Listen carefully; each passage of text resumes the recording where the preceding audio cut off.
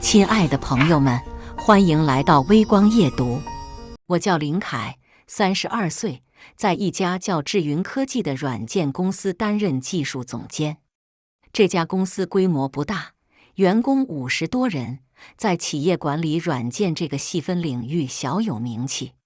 那天早上，我刚到公司就被叫进了会议室。老板赵文斌，大家都叫他赵总，正坐在那里翻看着一份厚厚的合同书。林凯，坐。赵总抬头看我，眼中闪烁着兴奋的光芒。有个大项目要和你商量。我在他对面坐下，心中有些好奇。自从3年前进入这家公司，我负责的项目大多在50万以下，从来没有什么大项目。华宇制造集团要升级他们的信息管理系统，包括 ERP、CRM， 还有生产管理模块。赵总把合同推到我面前，你看看。我翻开合同，第一眼就看到了那个数字，总金额350万元，项目周期24个月。我的心跳加速了，这是公司历史上最大的单子。林总，这个项目技术难度很高，你有把握吗？赵总问道，声音里带着一丝担忧。我仔细看了看技术需求，心中暗喜。这套系统我早就在研究，甚至在业余时间已经开发了一套类似的框架，就等着有合适的机会使用。没问题，我们团队有经验，而且我对这类系统很熟悉。我尽量压抑着兴奋，保持冷静。那好，赵总一拍桌子，这个项目就交给你全权负责。成功了，公司给你30万奖金，再加5%的项目分成。我心中一算，5%的项目分成就是17.5万，加上30万奖金，总共47.5万。这笔钱足够我在深圳付个房子的首付了。谢谢赵总的信任，我一定全力以赴。我认真地说。好，明天我们就去客户那里签合同。赵总满意的点头。第二天，我和赵总一起来到了华宇制造集团的总部。这是一家有着30年历史的大型企业，主要生产精密机械零件，年营收超过10亿。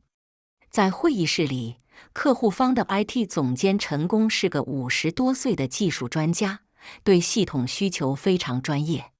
林工，听说你在企业管理系统方面很有经验，陈工问我。是的，我做了8年企业软件开发，对制造业的业务流程比较熟悉，我回答。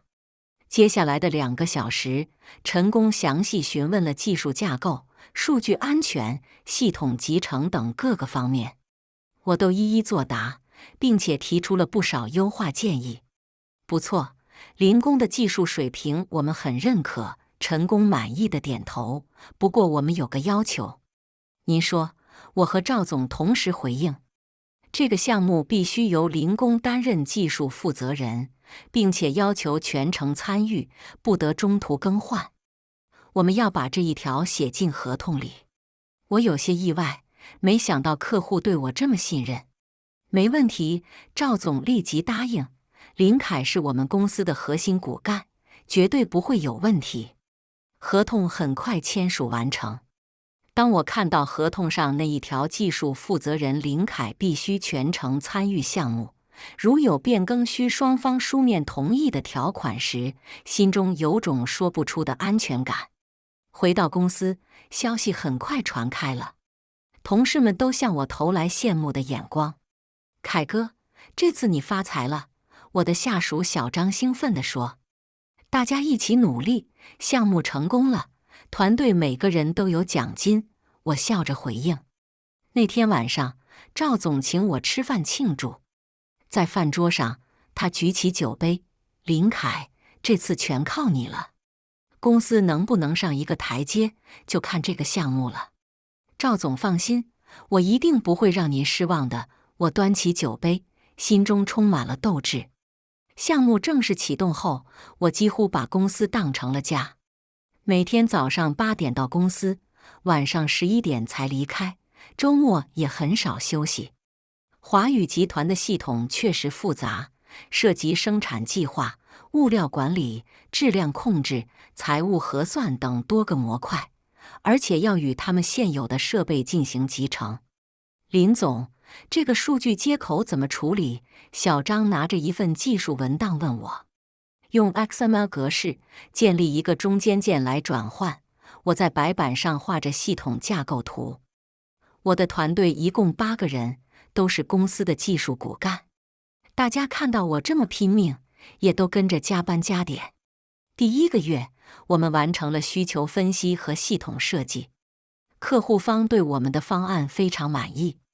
林工，你们这个设计很专业，比我们之前接触的几家公司都要好。陈工在评审会上称赞道。第2个月，我们开始编码开发，这是最关键的阶段，我几乎每一行代码都要亲自检查。小张，这个模块的异常处理还要完善。小李，数据库索引需要优化一下。小王，用户界面要更友好一些。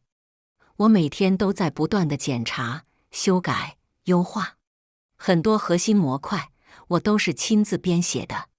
期间，赵总经常过来关心项目进度。林凯，辛苦了，需要什么资源尽管说。他拍着我的肩膀说。谢谢赵总，目前一切顺利，我回答。第3个月，系统开发基本完成，开始进入测试阶段。客户方派了几个业务人员来公司，对系统进行全面测试。林工，这个报表功能太棒了，比我们想象的还要好，业务人员赞不绝口。第4个月，系统开始在华宇集团试运行。我几乎每天都要去客户那里，解决各种问题，优化系统性能。林工，生产效率提升了15%，数据准确性也大大提高了。陈工高兴地告诉我。第5个月，系统正式上线，运行非常稳定，各项指标都超出了预期。林总，你们这套系统太棒了，我们老总都很满意。陈工激动地说。更让我高兴的是，华宇集团主动介绍了2个新客户给我们，都是他们的合作伙伴。林工的技术我们完全信得过，推荐给朋友绝对没问题。到了第6个月，项目第1阶段完美收官，客户按照合同支付了180万的款项。那天晚上，赵总又请我吃饭。林凯，你真是我们公司的福星，有了这个成功案例，以后接项目就容易多了。他举起酒杯，这是你应得的。我看着桌上的红酒，心中满是成就感。8个月的辛苦没有白费，不仅为公司带来了收益，也为自己积累了声誉。项目的成功让我在行业内声名鹊起，不少同行开始关注我，猎头公司的电话也接连不断。林总，我们有个客户想挖您过去，年薪80万，比您现在高1倍。一个猎头在电话里说。谢谢，暂时没有跳槽的打算，我礼貌地拒绝了。其实不只是这一家，这几个月来，已经有7、8家公司想挖我，开出的条件都很诱人，但我都拒绝了。我觉得在智云科技有感情，而且赵总对我不错，不想辜负信任。公司内部，我的地位也明显提升了。赵总给我换了一个更大的办公室，还配了专门的助理。凯哥，你现在可是公司的宝贝疙瘩啊！小张经常开玩笑说。大家都是为公司干活，没什么宝贝不宝贝的，我总是很谦虚。这期间，公司的业绩大幅提升。除了华宇集团的项目，我们还接到了华宇介绍的2个新项目。虽然规模不如华宇，但也有100多万。林凯啊，你真是我们公司的金字招牌，赵总在公司大会上公开表扬我。进入第7个月，华宇集团项目的第2阶段也启动了。这一阶段主要是系统扩展和优化，技术难度更高。我继续带领团队全力投入。这时候我发现了一个现象，公司开始大量招聘技术人员。赵总，我们现在的人手已经够用了，为什么还要招这么多人？我在一次会议上询问。多招点人总没错，万一有新项目呢？而且我们需要培养更多的技术骨干，赵总解释道。这个解释听起来很合理，我也没有多想。新招来的技术人员都很年轻，大多是刚毕业的大学生，但专业素质不错。他们对我很尊敬，经常向我请教问题。林总，能不能教教我们这个算法的原理？林总，这个数据结构是怎么设计的？林总，您能详细讲讲这个模块的架构吗？看到年轻人这么好学，我也很愿意分享。我详细的给他们讲解技术原理，甚至把一些核心代码都拿出来做案例分析。林总，您真是太厉害了，这个设计太精妙了。林总，我们什么时候能达到您这个水平？听到这些夸奖，我心中很是满足。能够传授技术给年轻人，也是一种成就感。进入第8个月，华语项目进展依然顺利，系统的各项功能都按计划完成，客户方非常满意。林工，你们的技术实力真的很强，我们决定追加50万的预算，增加一些新功能。陈工在一次会议上宣布，这意味着项目总金额变成了400万，我的奖金和分成也会相应增加。太好了！林凯，又是你的功劳，赵总高兴得合不拢嘴。那段时间，我感觉自己的人生达到了一个新的高度，事业成功，收入丰厚，在行业内有了名气，在公司里受到重视。但我没有注意到，暗流已经在涌动。进入第9个月，我开始察觉到一些异常。首先是那些新招来的技术人员，他们询问的问题越来越深入，几乎涉及到了项目的所有核心技术。林总，这个加密算法的密钥是怎么生成的？林总，数据同步的机制能详细说说吗？林总，系统的部署架构能不能画个图？开始我以为这是正常的学习需求，但后来发现他们问得太细致了，细致到连一些商业机密都想了解。林总，华语那边的合同细节能透露一下吗？我们想学习一下商务流程。一个叫小刘的新员工问我，合同细节涉及商业机密，这个不方便说，我拒绝了他。小刘脸上闪过一丝失望，但很快又恢复了笑容。理解理解，是我想的不周到。第2个异常是，赵总最近经常和一些陌生人在办公室里开会，而且总是关着门。有一次我去找他汇报工作，秘书说，林总，赵总在开会，您稍等一下。等了10分钟，会议室的门才打开。我看到几个西装革履的中年人从里面走出来，表情都很严肃。林凯，什么事？赵总走出来问我，神色有些匆忙。想汇报一下项目进度，我说。哦，好的，进来说。在汇报过程中，我忍不住问道，赵总，刚才那些人是？哦，是一些潜在的投资人，想了解我们公司的情况。赵总含糊其辞。投资人？我心中疑惑，公司现在经营得不错，为什么要找投资人？第3个异常是，公司财务总监王姐最近神情有些异常。王姐是个40多岁的中年女性，在公司工作了6年，为人正直，我们关系不错。小林，最近怎么样？一天下班时，王姐主动找我聊天。挺好的，项目进展顺利，我回答。那就好，那就好。王姐欲言又止。小林，我提醒你一句，最近要多留个心眼。王姐，什么意思？我有些不解。我不能说太多，你自己注意就行。财务上最近有些异常的动向，王姐小声说道。什么异常？我真的不能多说，你自己留心就是了。王姐说完就匆匆离开了。她的话让我心中升起不祥的预感。财务异常，会是什么问题？当天晚上，我躺在床上翻来覆去睡不着，种种异常现象在我脑中回放，让我感到不安。第二天，我特意留意了一下公司的情况。我发现那些新招来的技术人员经常聚在一起小声讨论什么，看到我过来就立即停止。你们在讨论什么技术问题？需要我帮忙吗？我主动问道。没什么，就是在讨论一些编程技巧。小刘回答得很快，但我感觉他们的表情有些不自然。午休时间，我无意中经过赵总办公室，听到里面传来争论声。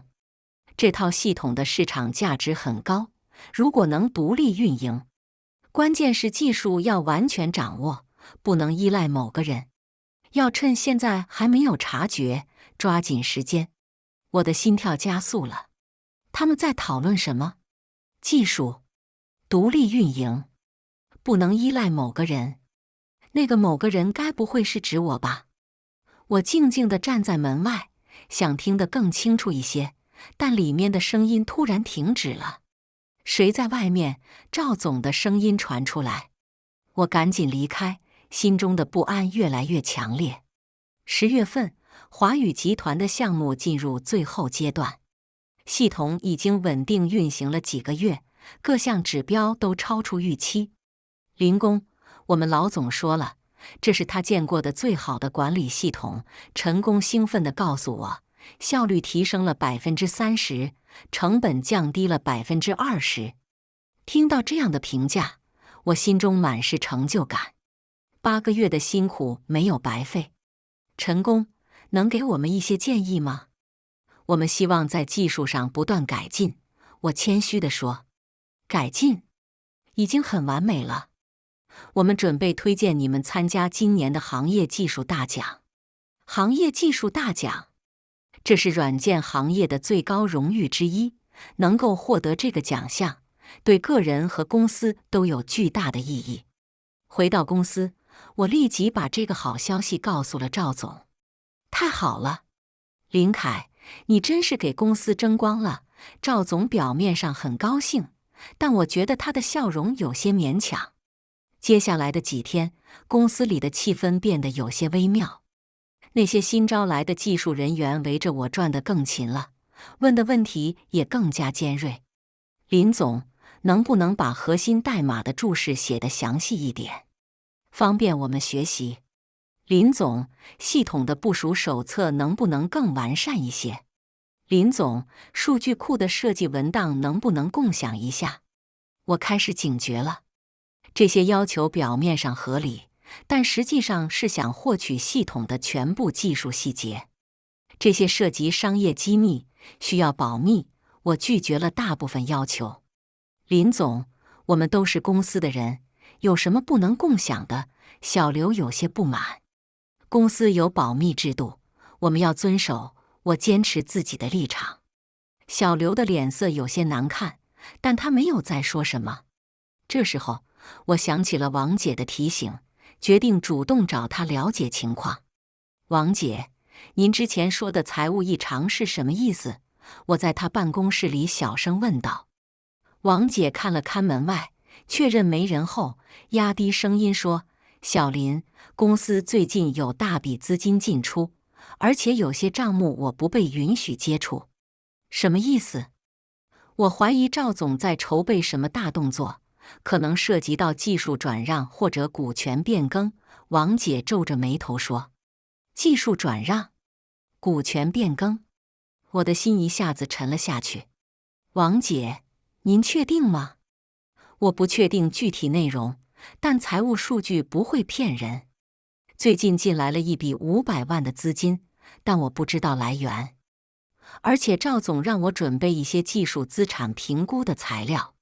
技术资产评估，这意味着什么？王姐，谢谢您告诉我这些。小林，你要小心。我感觉公司可能要有大变动了。走出王姐的办公室，我的心情沉重无比。种种迹象表明，公司确实在筹备什么大动作，而这个动作很可能与我有关。当天下午，我接到了一个陌生电话，请问是林凯林总吗？是的，您是？我是华晨科技的人事总监，我们想邀请您过来面谈，关于技术总监的职位。华晨科技，我知道这家公司是我们的竞争对手，规模比智云科技大1倍。谢谢，我暂时没有跳槽的打算。林总，我们开出的条件很优厚，年薪120万，还有股权激励，希望您能考虑一下。120万，这比我现在的薪水高了2倍多，但我还是拒绝了。谢谢贵公司的厚爱，但我在现在的公司很好。挂了电话，我陷入了沉思。为什么这个时候会有竞争对手来挖我？这会不会是巧合？晚上回到家，我仔细回想了最近发生的种种异常。新员工的密集询问，赵总的神秘会议，王姐的财务提醒，竞争对手的挖角。这些事情单独看起来可能都很正常，但联系在一起，就让人不得不怀疑了。我拿出笔记本，把最近的异常现象一一记录下来，试图找出其中的联系。写着写着，一个可怕的想法浮现在我脑海中：赵总是不是想要踢开我，独吞技术成果？这个想法让我背脊发凉。如果真是这样，那我8个月的辛苦岂不是白费了？不仅拿不到应得的奖金，连工作都可能保不住。但我又觉得这个想法太阴暗了。赵总对我一直不错，应该不会做出这种事情。可是种种迹象又让我无法忽视这种可能。那一夜，我几乎没有睡着。10月底，华宇集团项目终于迎来了最终验收。验收会议在华宇集团的总部举行，参加的人员包括华宇集团的高管、技术团队以及我们公司的代表。林工，请介绍一下系统的整体情况。华宇集团的总经理李总说道。我站起来，打开投影仪，开始详细介绍系统的功能和性能指标。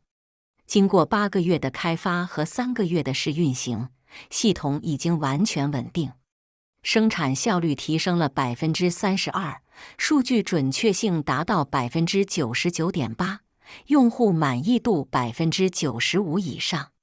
太好了，李总满意的点头。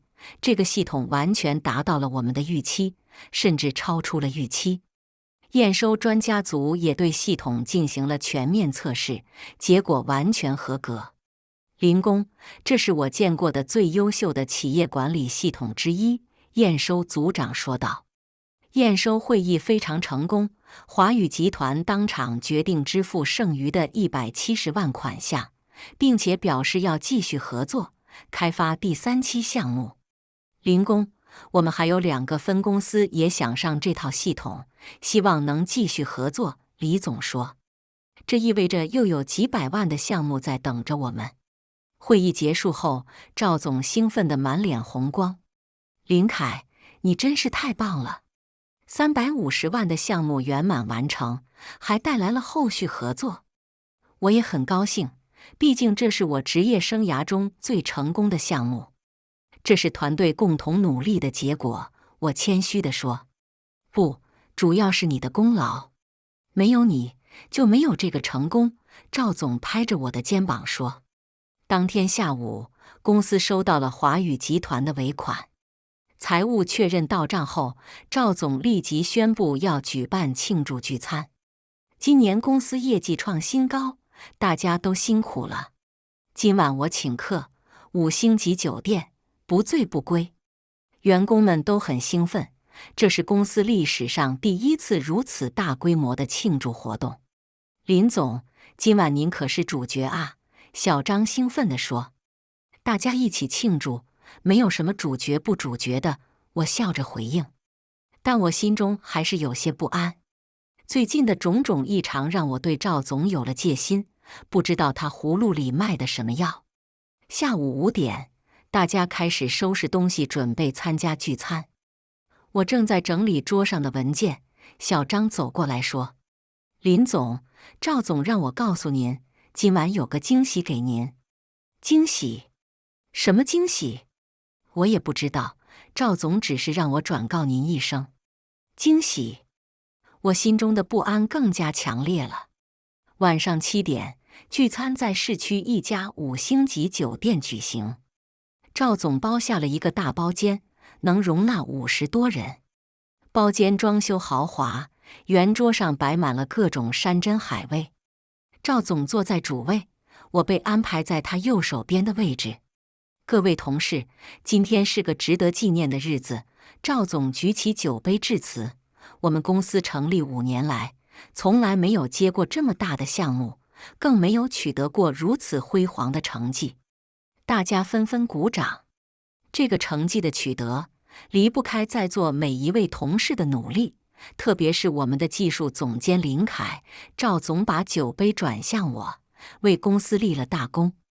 赵总过奖了，这是团队共同努力的结果。我也举起酒杯。酒过3巡，气氛越来越热烈，同事们都在谈论项目的成功，展望公司的未来。有了这个成功案例，我们以后接项目就容易多了。听说华宇还要和我们继续合作呢，咱们公司要发达了。我看着大家兴奋的样子，心情也逐渐放松下来。也许是我想多了，也许赵总真的只是想庆祝成功。就在这时，赵总突然站起来：“林凯，我有个东西要给你。”他从座位旁边的公文包里拿出一个牛皮信封，递给我。什么东西？我疑惑地接过信封。你打开看看就知道了。赵总脸上带着神秘的笑容。包间里瞬间安静下来，所有人都看着我。我撕开信封，抽出里面的文件。第一眼看到的就是醒目的标题：解除劳动合同通知书。我的大脑一片空白，不敢相信自己的眼睛。由于公司业务调整需要，现决定与林凯同志解除劳动合同，即日生效。公司将按照劳动法相关规定支付经济补偿。我呆呆地看着这份辞退通知书，手开始颤抖。包间里死一般的安静，只能听到空调的嗡嗡声。赵总，这是什么意思？我强压着怒火问道。意思很简单，公司不需要你了。赵总的表情变得冷漠。你的技术我们已经学会了，留着你只会增加成本。可是我们签的项目合同明确规定，项目已经验收完成了，你的使命也结束了。赵总冷笑着打断我的话。我环顾四周，发现那些新招来的技术人员都露出了得意的笑容，显然他们早就知道这个计划。赵总，您不能这样做！小张愤愤不平地站起来。林总为公司付出了这么多，小张，你也别多管闲事，好好干活，不然你也可以走人。赵总冷冷地威胁道。面对这突如其来的背叛，我反而冷静下来。我看着辞退通知书，突然笑了。赵总，你确定要这样做？我笑着问道。怎么，不服气？赵总得意洋洋。你以为自己有多重要？技术这东西，学会了就是学会了。听到这句话，我的笑容更加灿烂了。好，那我就说一句话。我站起身，环视了一圈在场的所有人，然后看着赵总说道。话音刚落，赵总的脸色瞬间从得意洋洋变得惨白如纸，眼神中的得意迅速被恐慌取代。他的手不由自主地颤抖起来，刚才还握着红酒杯的手差点松开，酒杯摇摇欲坠。什么意思？赵总的声音明显有些发抖，额头上冷汗涔涔而下，顺着太阳穴滑落。他急忙用餐巾纸擦拭，但汗水却越冒越多。赵总的喉结不停地上下滚动，似乎想要说什么，但话到嘴边却说不出来。他的眼睛不断地在我和其他人之间游移，企图从别人的表情中找到答案，但看到的只是一片震惊和困惑。包间里的气氛瞬间凝固了，刚才还热闹非凡的聚餐现场变得针落可闻，只能听到赵总急促的呼吸声。赵总，明天上午10点，你会接到华宇集团的电话，他们会告诉你，如果我不在项目组，他们将终止合同并要求退还全部款项。看到赵总慌张的样子，我心中涌起一阵快意。果然，他完全没有考虑到合同条款的问题。你在胡说什么？赵总强撑着说，但声音明显缺乏底气。胡说！我从包里拿出手机，要不要我现在就给华宇集团的陈工打电话，告诉他我被公司辞退了？你敢？赵总急了，站起来想要阻止我。为什么不敢？我冷笑，反正我都被辞退了，有什么不敢的？说着，我真的开始拨打陈工的电话。赵总见状，急忙上前阻止：“等等，等等，我们再商量商量。”商量？刚才不是很坚决吗？我收起手机：“赵总，我再告诉你一个更重要的秘密。”什么秘密？赵总紧张地问。这个项目的核心代码都在我个人的私有服务器上，没有我的授权，你们拿到的只是空壳。这话一出，在场的技术人员都愣住了。他们确实发现有些核心模块无法正常运行，原来问题在这里。你什么意思？赵总的脸色更加难看。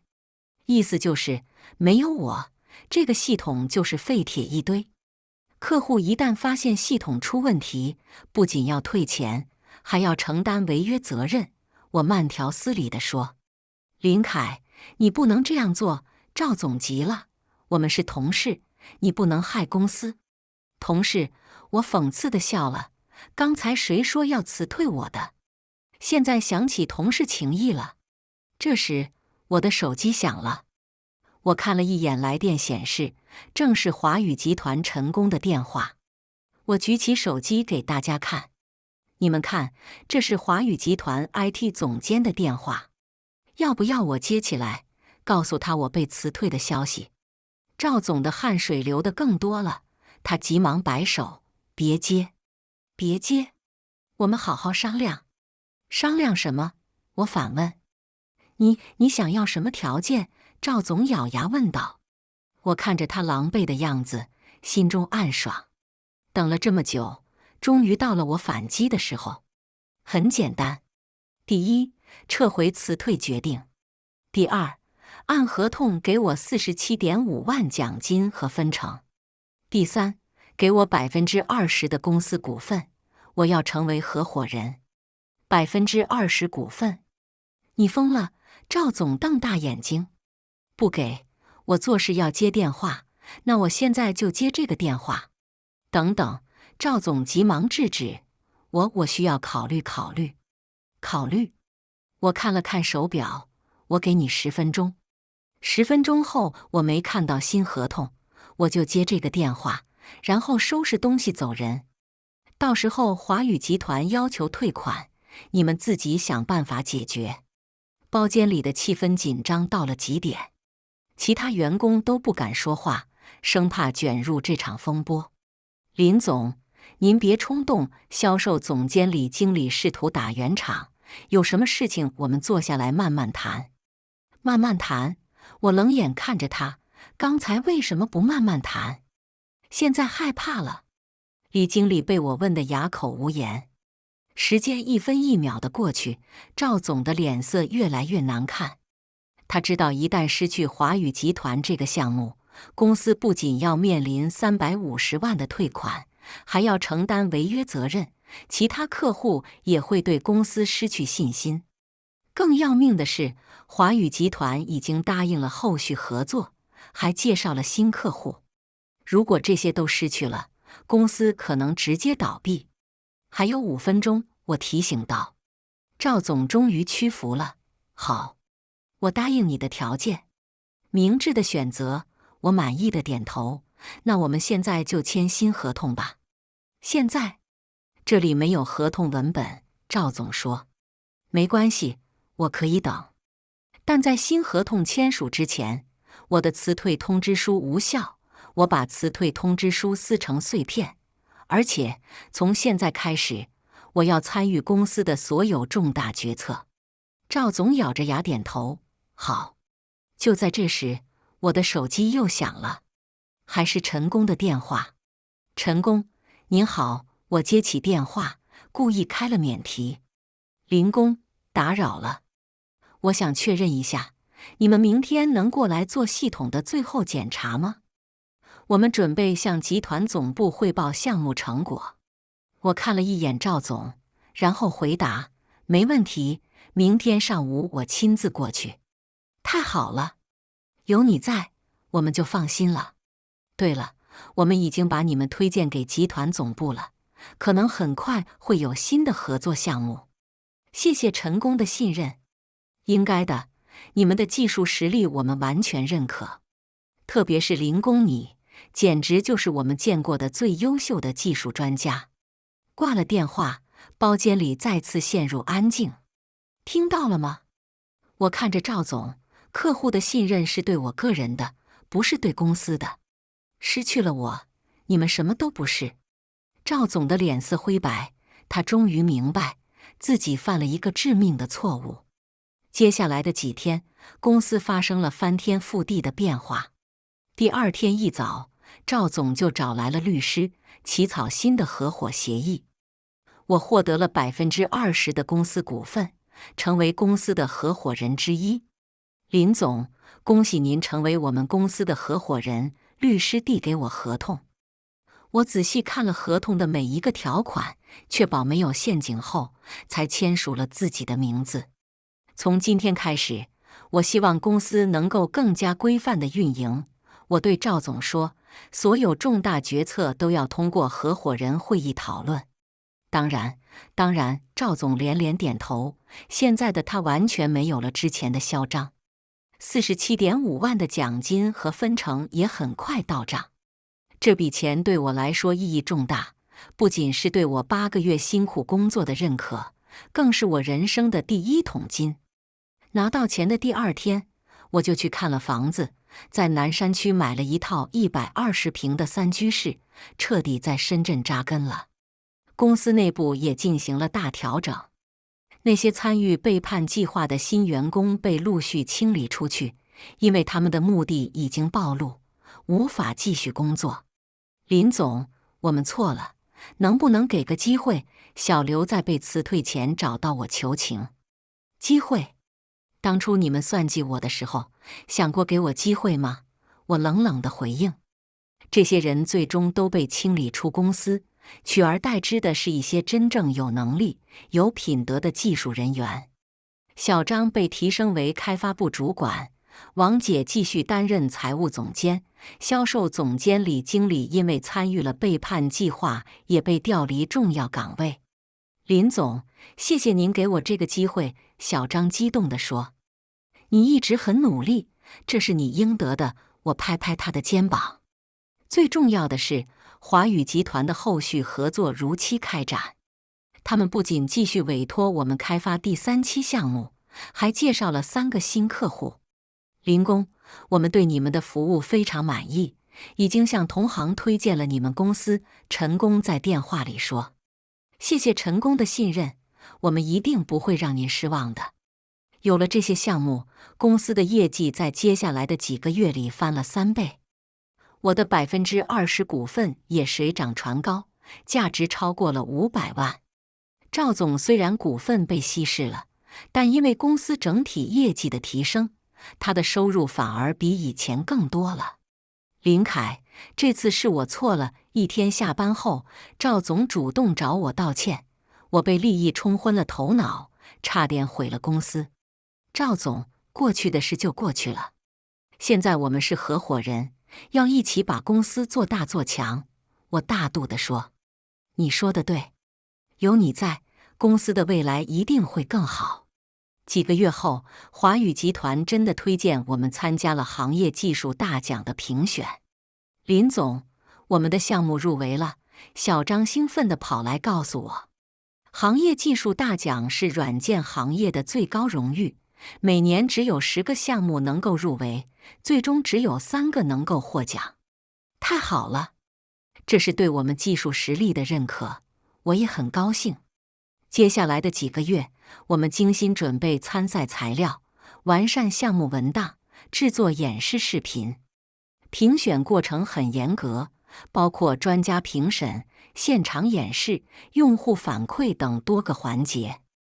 我们的项目在每个环节都表现出色。这个系统的设计理念很先进，技术实现也很完美，评审专家给出了很高的评价。12月份，颁奖典礼在北京举行。当主持人宣布我们获得最佳企业应用奖时，我激动得几乎要跳起来。获得本年度最佳企业应用奖的是智云科技公司开发的华宇集团智能管理系统。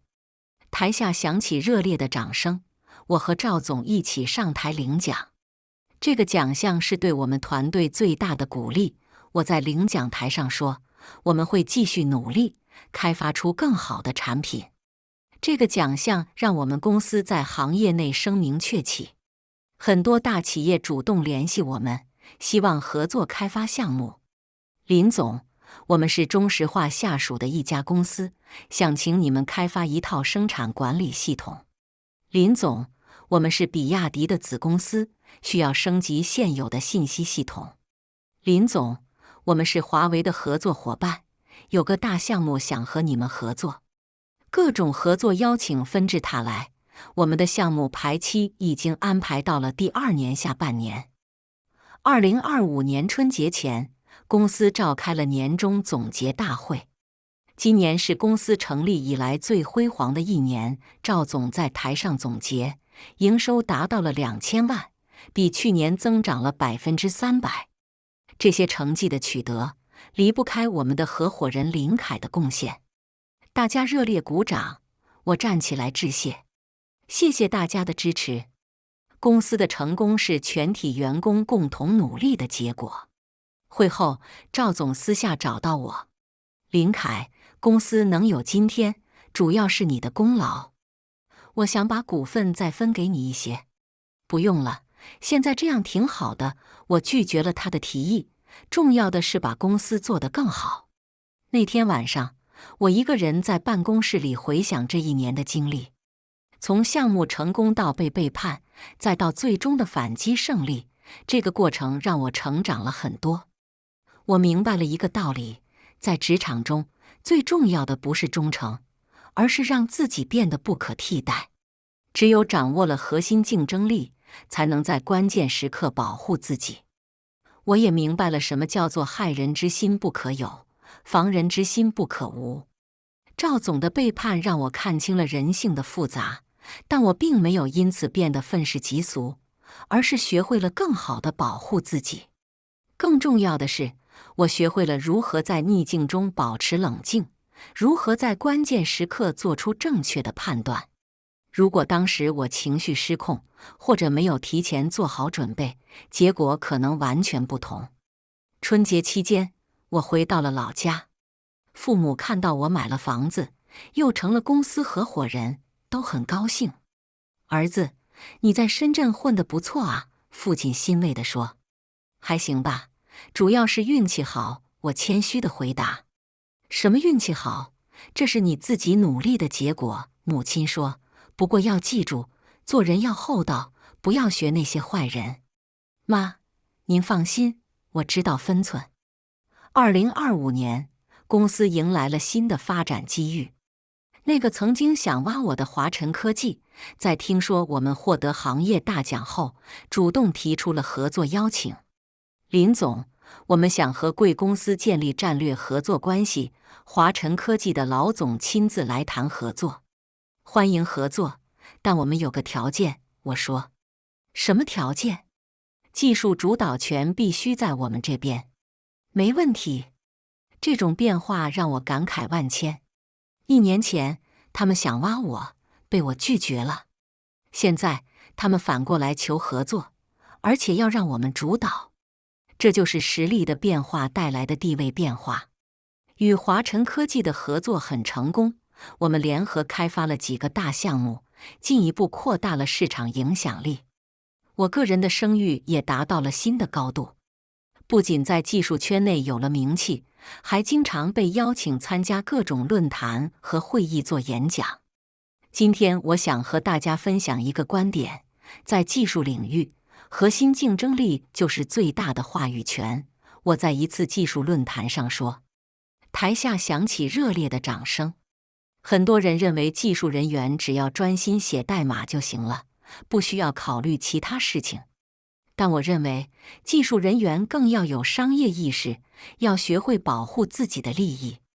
这些观点引起了很多人的共鸣。会后，不少同行来找我交流经验。林总，您是怎么做到在技术和商业之间平衡的？林总，能分享一下您的成长经历吗？我耐心地回答每一个问题，也结交了很多朋友。年底，我被评为深圳市优秀青年创业者，这是对我个人成就的最大认可。颁奖典礼上，我发表了感言：创业路上充满挑战，但只要坚持自己的理想，保持学习的心态，总会有收获的一天。现在，距离那次聚餐事件已经过去了1年多。智云科技已经发展成为深圳知名的软件公司，员工超过200人，年营收突破5000万。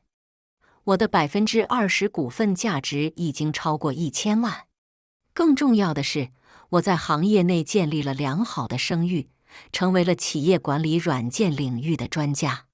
回想起那个关键的夜晚，如果我当时没有冷静应对，如果我没有提前做好准备，结果可能完全不同。我至今还记得赵总听到我那句话时的表情，从得意到恐慌的瞬间转变。那一刻，我明白了什么叫做知己知彼，百战不殆。现在的赵总对我非常尊重，我们的合作也很愉快。他经常说：“林凯，当初我差点犯了最大的错误，幸亏你有智慧，挽救了公司。赵总，过去的事就不要再提了，我们一起把公司做得更好。”小张现在已经成为公司的技术总监，工资比以前翻了3倍。他经常感谢我当初的提携。林总，没有您就没有我的今天。你的成功是你自己努力的结果，我只是给了你一个机会。王姐仍然是公司的财务总监，她经常和我开玩笑：“小林，当初我提醒你要小心，没想到你反倒给了他们一个教训。”王姐，谢谢您当时的提醒，如果没有您，我可能不会这么警觉。至于那些参与背叛的员工，听说他们现在都过得不太好，有的还在找工作，有的找到了工作但待遇很差。这让我明白了一个道理：做人要有原则，不能为了一时的利益就背叛别人。最近，华宇集团又找我们谈了一个更大的项目，价值800万。陈工在电话里说：“林工，我们对你们的技术完全信任。这次的项目更复杂，但我们相信你能做好。谢谢陈工的信任，我们一定全力以赴。”现在的我不仅在技术上更加成熟，在商业思维上也有了很大提升。我学会了如何保护自己的利益，如何在复杂的商业环境中立足。更重要的是，我明白了一个道理：真正的强者不是那些善于算计别人的人，而是那些能够在关键时刻保护自己，并且帮助真正值得帮助的人的人。